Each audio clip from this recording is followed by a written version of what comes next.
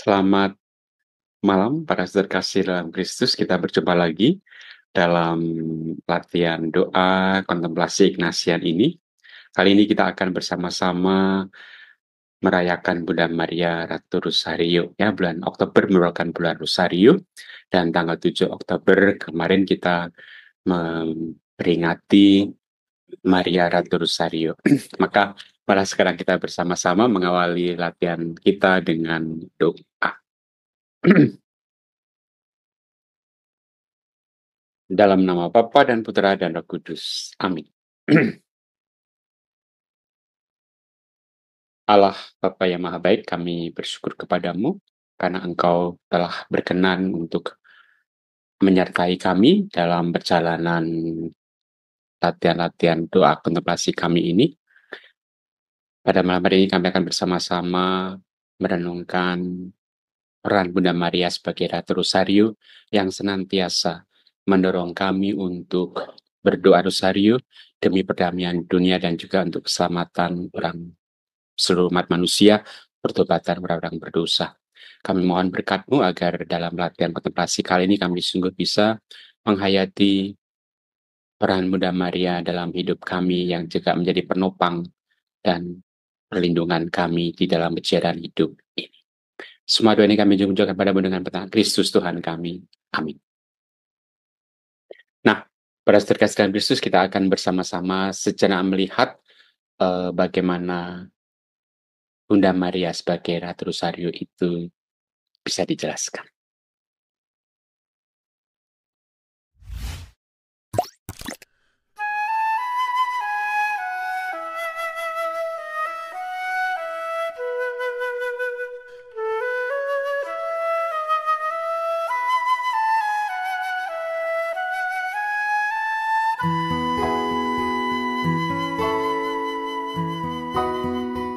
Doa Rosario adalah doa untuk menghormati Bunda Maria yang terdiri dari 50 doa Salam Maria.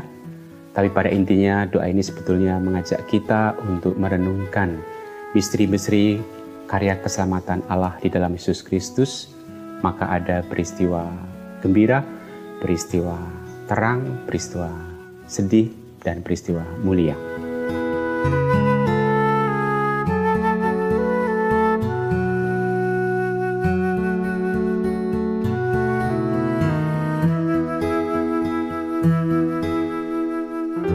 Umat Kristiani pada gereja perdana itu mereka sudah sering mendoakan doa yang diulang-ulang. Orang mulai mendoakan doa Salam Maria yang pada waktu itu masih dalam bentuknya yang masih singkat, diambil dari Injil Lukas. Salam Maria penuh rahmat, Tuhan sertamu. Lalu ditambahkan salam juga dari Elizabeth. Terpujilah engkau di antara wanita dan terpujilah buah tubuhmu. Dan pada akhirnya Santo Petrus Canisius pada abad yang ke-16 itu menambahkan doakanlah kami yang berdosa ini. Lalu di dalam Konsili di Trento itu juga menambahkan kalimat yang terakhir, doakanlah kami yang berdosa ini sekarang dan waktu kami mati. Amin. Lalu doa itu mulai terkenal ketika Santo Dominikus pada abad yang ke-13 itu mendapat penampakan dari Bunda Maria yang berikan rosario dan meminta dia untuk berdoa rosario. Maka dia mengajak umat dalam berkelompok-kelompok untuk mendaraskan doa rosario bersama-sama.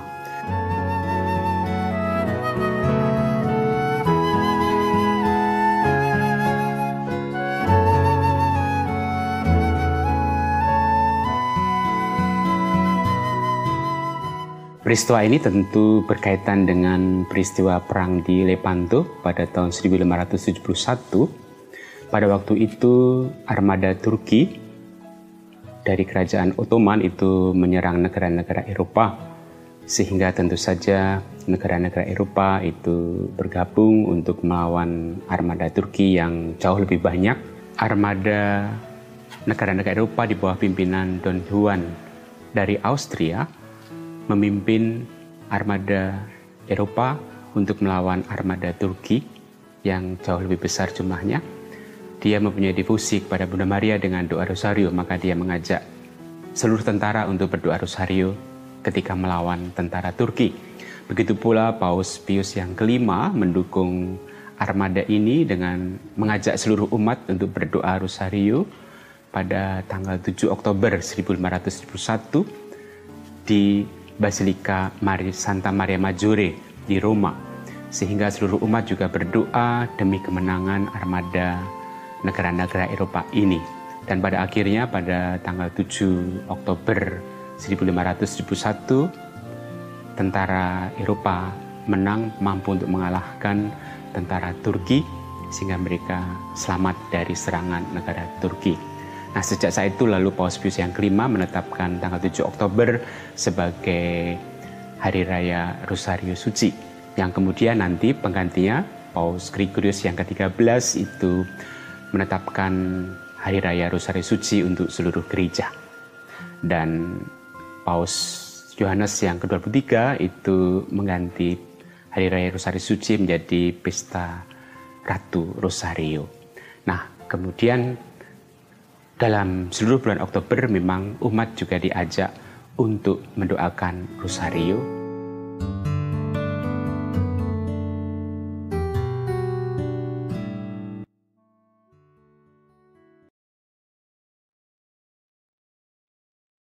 Nah, itulah sedikit penjelasan mengenai Bunda Maria sebagai Ratu Rosario, ya, dan juga Bunda Maria yang kita hormati dalam bulan Rosario ini.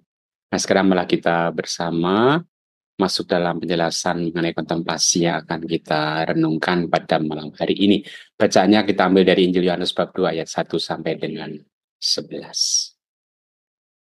Kita baca bersama tentang pernikahan di Kana. Pada hari ketiga ada perkawinan di Kana yang di Galilea dan ibu Yesus ada di situ. Yesus dan murid-muridnya diundang juga ke perkawinan itu. Ketika mereka kekurangan anggur, ibu Yesus berkata kepadanya, "Mereka kehabisan anggur." Kata Yesus padanya, "Mau apakah engkau daripadaku, ibu? Saatku belum tiba." Tetapi ibu Yesus berkata pada pelayan-pelayan, "Apa yang dikatakan kepadamu buatlah itu." Di situ ada 6 tempayan yang disediakan untuk pembasuhan adat orang Yahudi, masing-masing isinya 2-3 buyung. Yesus berkata pada pelayan-pelayan itu, "Isilah tempayan itu penuh dengan air." Dan mereka pun mengisinya sampai penuh. Lalu kata Yesus pada mereka, "Sekarang jedoklah dan bawalah kepada pemimpin pesta." Lalu mereka pun membawanya. Setelah pemimpin pesta itu mengecap air yang telah menjadi anggur itu, dan ia tidak tahu dari mana datangnya, tapi pelayan-pelayan yang mencedok air itu mengetahuinya, ia memanggil mempelai laki-laki dan berkata padanya, "Setiap orang menghidangkan anggur yang baik terlebih dahulu dan sudah orang puas minum, barulah yang kurang baik. Akan tetapi engkau menyimpan anggur yang baik sampai sekarang." Hal itu dibuat Yesus di Kana yang di Galilea, sebagai yang pertama dari tanda-tandanya, dan dengan itu ia telah menyatakan kemuliaannya, dan murid-muridnya percaya kepadanya. Mari kita lihat videonya bersama. 2 hari kemudian, ada pesta pernikahan di kota Kana di Galilea.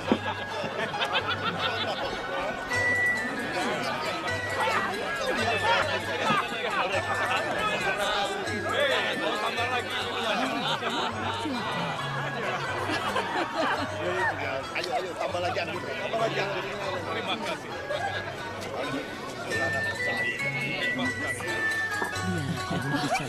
Ibu Yesus ada di sana. Sementara Yesus dan murid-muridnya juga diundang ke pesta itu.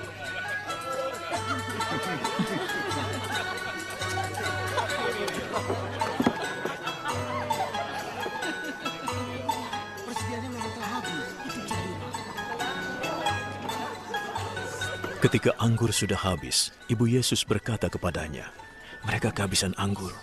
"Ibu, jangan menyuruhku melakukannya, karena belum waktunya."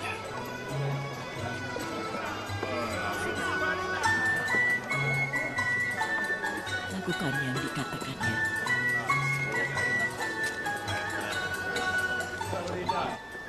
Untuk keperluan pembasuhan menurut adat Yahudi, di situ ada 6 tempayan yang sudah disediakan.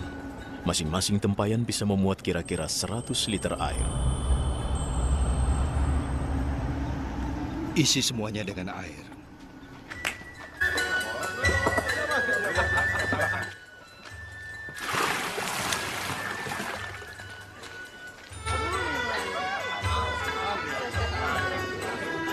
Mereka mengisinya sampai penuh. Ambillah sedikit air dan bawalah pada pemimpin pesta.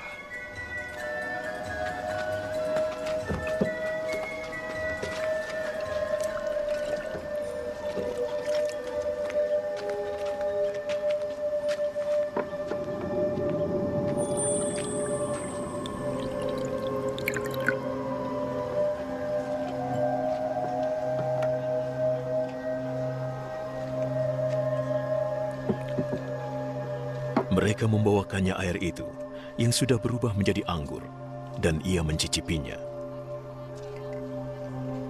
Dia tidak tahu dari mana asal anggur itu, tapi tentunya para pelayan yang membawa air itu mengetahuinya. Maka ia mendekati mempelai pria. Biasanya orang menghidangkan anggur terbaik dulu. Jika para tamu sudah puas minum, baru dihidangkan anggur biasa. Tapi kau menyimpan anggur terbaik sampai sekarang.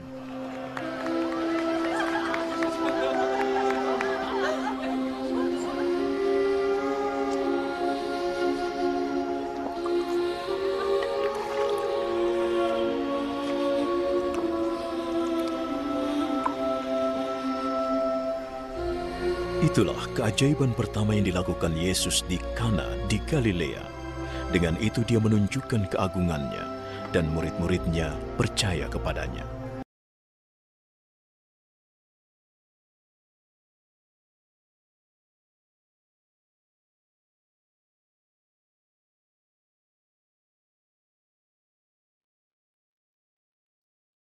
Nah, sekarang kita masuk dalam penjelasannya. Ya, seperti biasa, kontemplasi kita diawali dengan doa persiapan, lalu ada 3 pendahuluan, 3 pokok renungan, lalu percakapan dengan Yesus. Ya. Nah, sebagai pendahuluan yang pertama, kita ingat cerita yang kita kontemplasikan, yaitu Bunda Maria Ratu Rosario yang kita renungkan berdasarkan Injil Yohanes bab 2 ya, tentang perkawinan di Kana. Lalu untuk pendahuluan yang kedua, kita bayangkan tempat di angan-angan kita betapa indahnya Kana di Galilea, tempat Tuhan kita Yesus Kristus melakukan mujizat, mengubah air menjadi anggur. Nah, dalam foto itu ada gereja di Kana ya, yang di Galilea, tempat Yesus mengubah air menjadi anggur. Lalu pendahuluan yang ketiga, kita mohon rahmat, yaitu di sini rahmat pengertian yang mendalam tentang Yesus yang melakukan mujizat yang pertama dalam menyatakan kemuliaannya, agar kita lebih bisa percaya, mencintai, dan mengikuti Yesus dengan sepenuh hati. Kemudian pokok yang pertama, kita merenungkan Yesus Kristus beserta para murid diundang ke pesta nikah, lalu kita refleksikan, kita ambil buah rohaninya. Ya, Yesus dan para murid juga hidup bersosial. Ya. Kemudian pokok renungan yang kedua, Ibu Maria memberitahu pada Yesus bahwa mereka kekurangan anggur. Ya. Lalu Yesus memberi perintah. Lalu Bunda Maria memberi perintah pada para pelayan, kerjakan apapun yang dikatakannya. Ya. Kita refleksikan, kita ambil buah rohaninya. Nah, di sini kita bisa merenungkan bagaimana Bunda Maria itu sangat peka dengan kebutuhan umat, kebutuhan kita semuanya. Dan Bunda Maria pun juga bisa ya mengantarkan permohonan kita kepada Yesus. Lalu pokok renungan yang ketiga, Yesus mengubah air menjadi anggur. Disitulah Yesus menampakkan kemuliaannya dan para murid percaya kepadanya. Kita refleksikan, kita ambil buah rohaninya. Bagaimana kuasa Yesus yang bisa membuat mujizat, dan para murid percaya kepadanya, kita pun juga percaya Yesus pun bisa membuat mujizat untuk kita masing-masing saat ini juga. Baik, lalu kita adakan percakapan dengan Yesus, kita bisa mohon penyembuhan, mohon terang, jalan, dan seterusnya, supaya kita semakin bisa mencintai Yesus. Baik, malah sekarang kita masuk di dalam latihan kontemplasi. Kita masuk dalam keheningan, kita siapkan hati, budi kita, ya, kita menyadari perasaan-perasaan pada tubuh kita, juga suara-suara sekitar, ataupun juga nafas kita supaya kita bisa masuk dalam keheningan.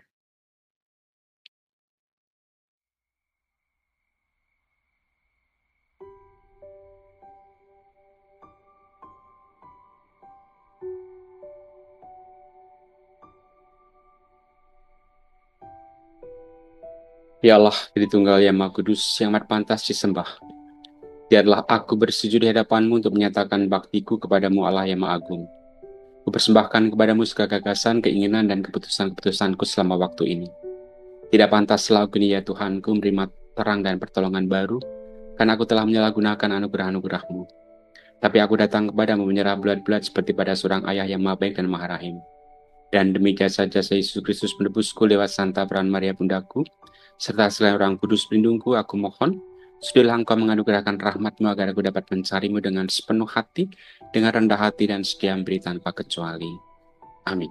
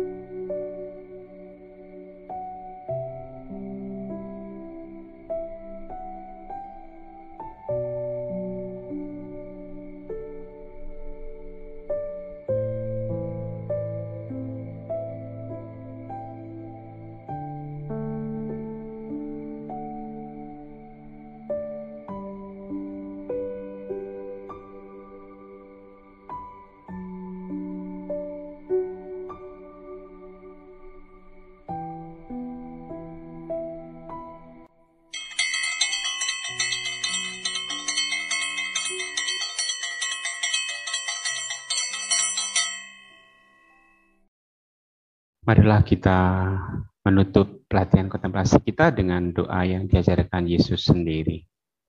Bapa kami yang ada di surga, dimuliakanlah namamu, datanglah kerajaanmu, jadilah kehendak-mu di atas bumi seperti di dalam surga.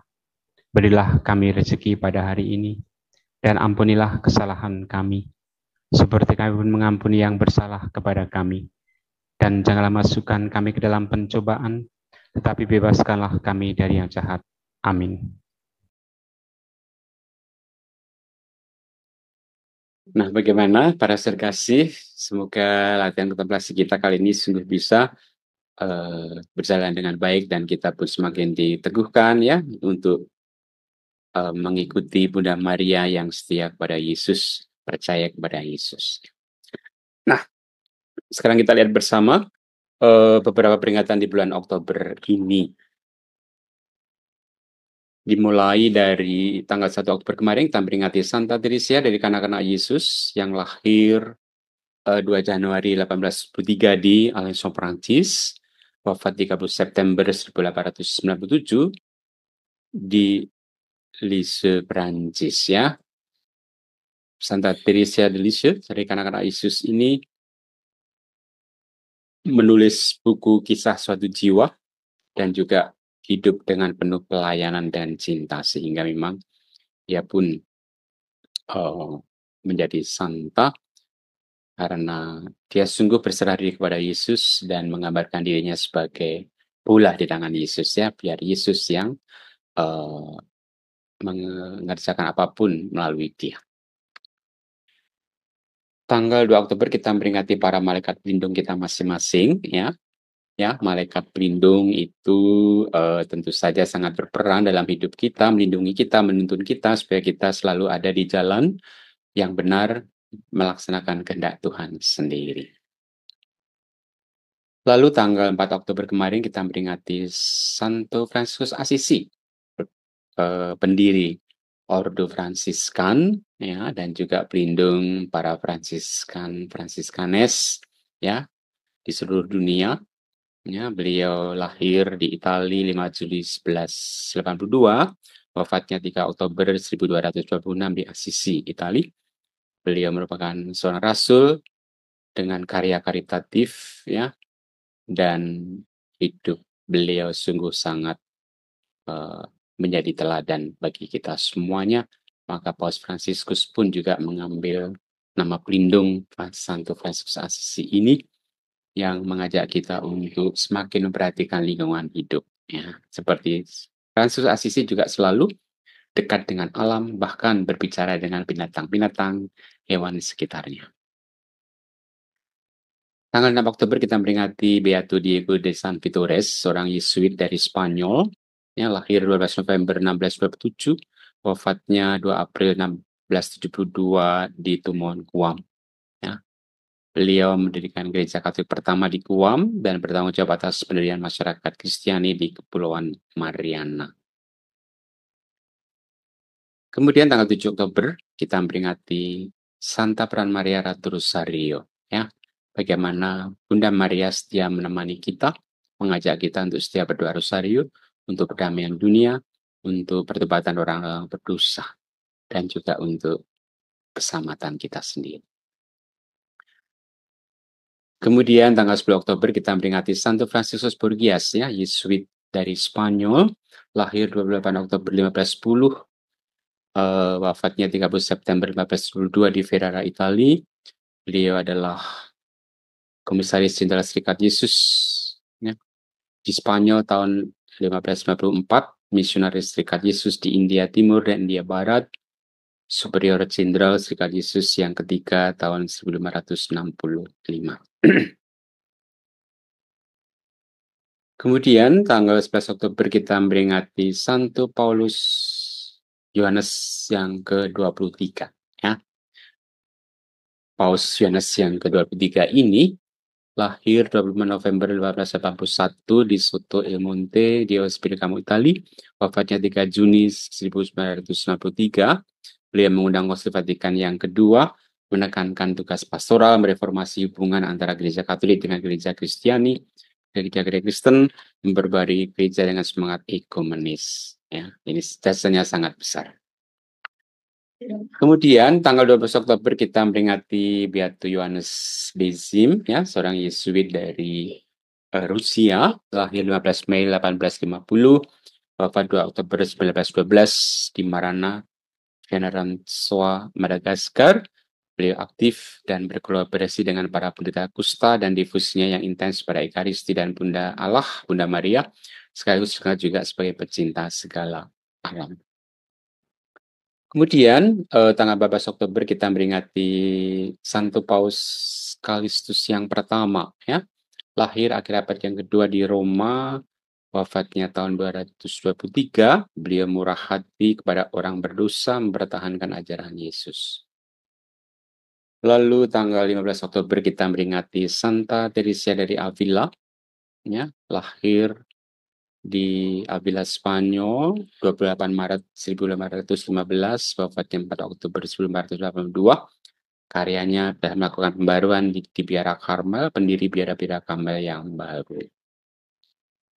Kemudian tanggal 16 Oktober kita memperingati Santa Margaret Maria Alacoque, yang lahir 22 Juli 1647 di Prancis, wafatnya 17 Oktober 1690. Beliau itu mendapat penampakan hati Yesus yang Maha Kudus, maka suster ini menjadi penggiat tersebarnya difusi kepada hati Yesus yang Maha Kudus bersama dengan pembimbing rohaninya, yaitu Santo Claude de la Colombière, Yesuit, yang mendampingi dia sebagai pembimbing rohani dan juga ikut serta menyebarluaskan difusi kepada hati Yesus yang Maha Kudus. Tanggal 17 Oktober kita memperingati Santo Ignatius dari Antioquia, lahir tahun 50 di Syria, wafatnya tahun 107 di Roma. Beliau mengajar tentang hierarki gereja, tentang imam, ekaristi, ya, lalu menjadi martir. Kemudian tanggal 18 Oktober kita memperingati Santo Lukas. Ya, ini adalah penulis Injil, ya, hidup abad yang pertama dari Antioquia, Yunani, wafatnya tahun 74 di Yunani. Penulis Injil Lukas dan juga kisah para rasul. Tanggal 19 Oktober kita memperingati Santo Yohanes de Brebeuf, ya, dan juga Isaac Jogues, Santo Paulus dari Salib. Ini semuanya adalah para Yesuit martir di Amerika Utara, di Kanada. Mereka mewartakan Kristus di tengah orang pribumi suku Indian Huron dan juga mendirikan kampung-kampung untuk misi. Tanggal 20 Oktober kita memperingati Santo Petrus Kalungsot, ya, dari Filipina, lahir 21 Juli 1994, wafatnya 2 April 1672, menjadi martir di Guam sebagai misionaris katekis, ya. Beliau menemani yaitu San Diego San Vitores, seorang Yesuit yang berkarya di Guam. Lalu 22 Oktober kita memperingati Santo Yohanes Paulus yang kedua, ya, lahir 18 Mei 1920 di Polandia, wafatnya 2 April 2005 di Roma, menjadi katalisator untuk revolusi damai di Polandia, menulis 14 ensiklik Paus dan juga mengajarkan tentang teologi tubuh.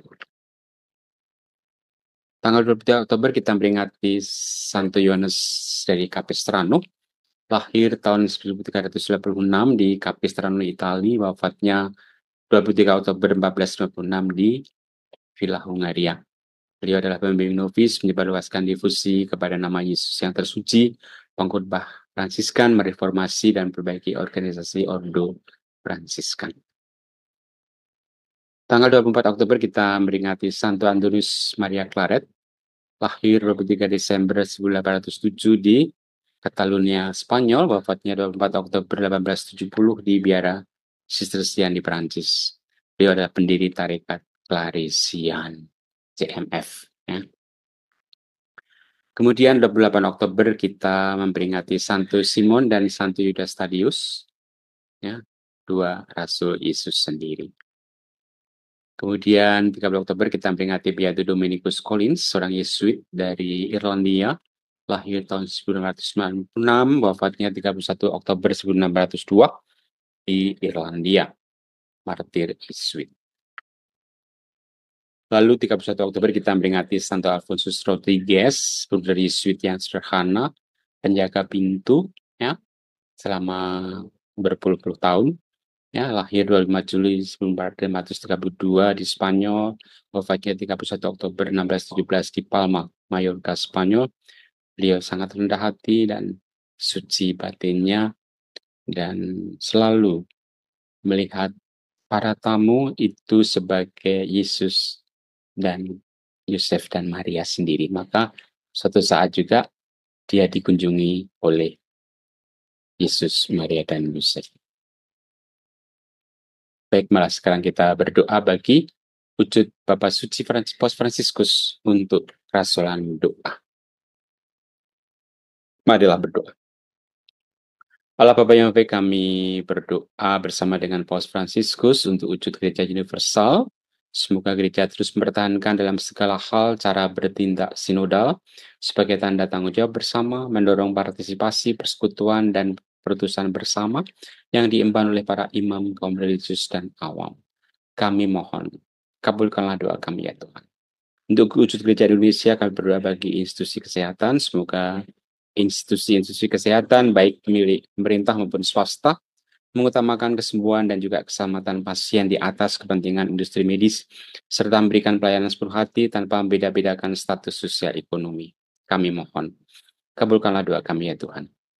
Untuk jus khusus kami berdoa bagi seluruh generasi Indonesia ini, semoga semuanya berpadu menjadi satu bangsa yang saling setia. Kami mohon, kabulkanlah doa kami ya Tuhan.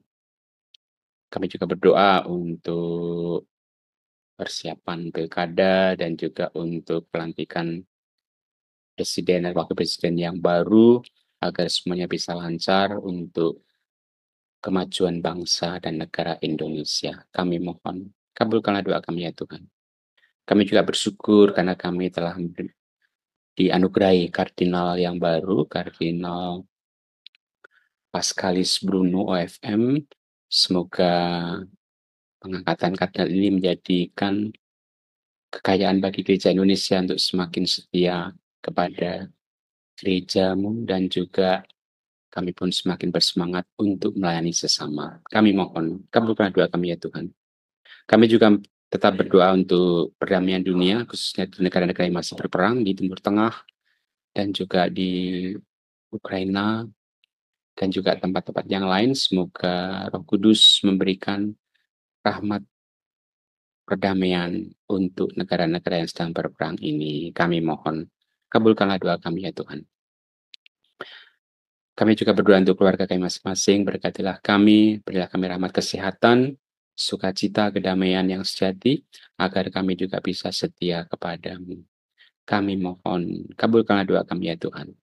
Kita sejenak untuk doa-doa pribadi kita.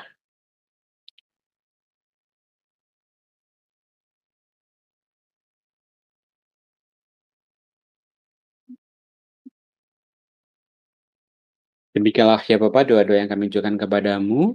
Kami percayakan semuanya kepadamu dengan pengantaran Kristus Tuhan dan Juru Selamat kami. Amin. Kita mohon berkat Tuhan. Tuhan bersamamu. Semoga kita semuanya, mereka yang kita doakan dan juga usaha kita selanjutnya untuk mengembangkan kontemplasi Ignatian berkat Allah yang Maha Kuasa, Bapa dan Putra dan Roh Kudus.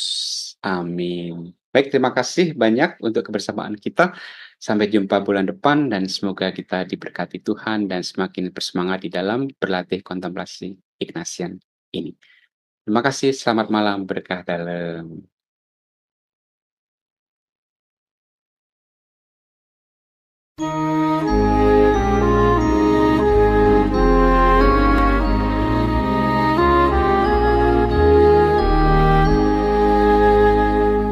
Queen of the Holy Rosary, oh bless us as we pray, and offer thee our roses in garlands day by day.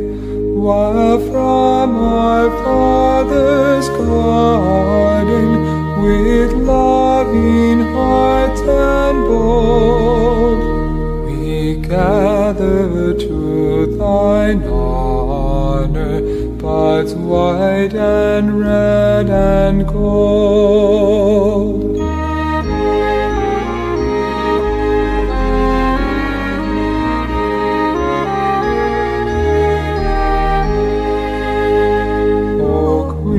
Of the Holy Rosary, each mystery blends with thine, the sacred life of Jesus in every step divine. Thy soul was his fair garden, thy virgin breast his throne, thy thoughts his faithful mirror, reflecting him above.